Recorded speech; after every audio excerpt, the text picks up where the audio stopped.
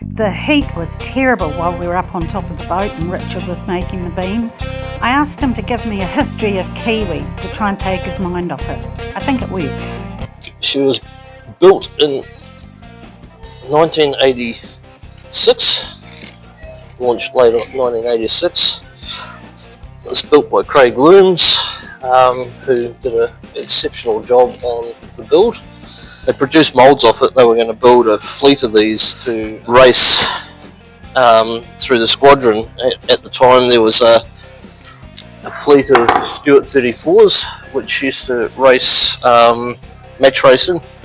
The likes of Chris Dixon and all those famed people used to race the Stuart 34s in the match racing series.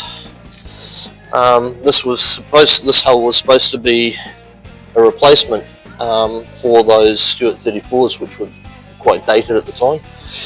In the end, the New Zealand Yacht Squadron pulled their backing out of this boat. They felt it was too big and too powerful. So there was half a dozen of them built out of the moulds, but they were just turned into people's personal cruiser races. This one had a racing history.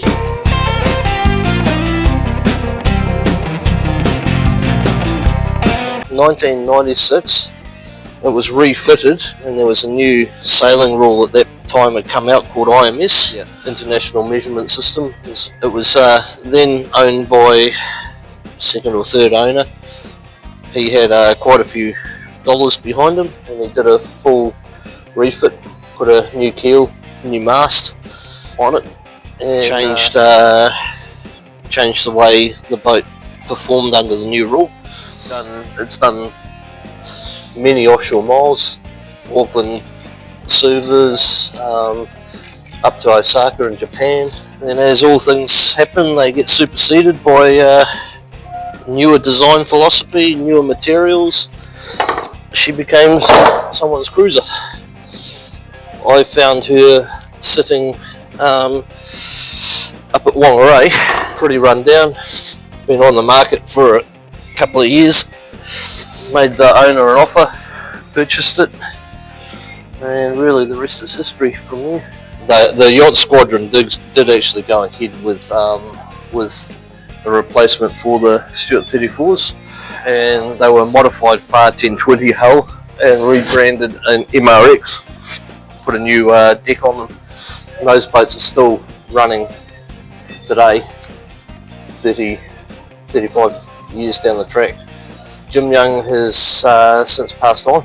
I only got to meet him once, but he was in his 90s when I met him, and he was very generous enough to actually give me copies of the plans for it, which I've used to do my drawings and for the updates on it.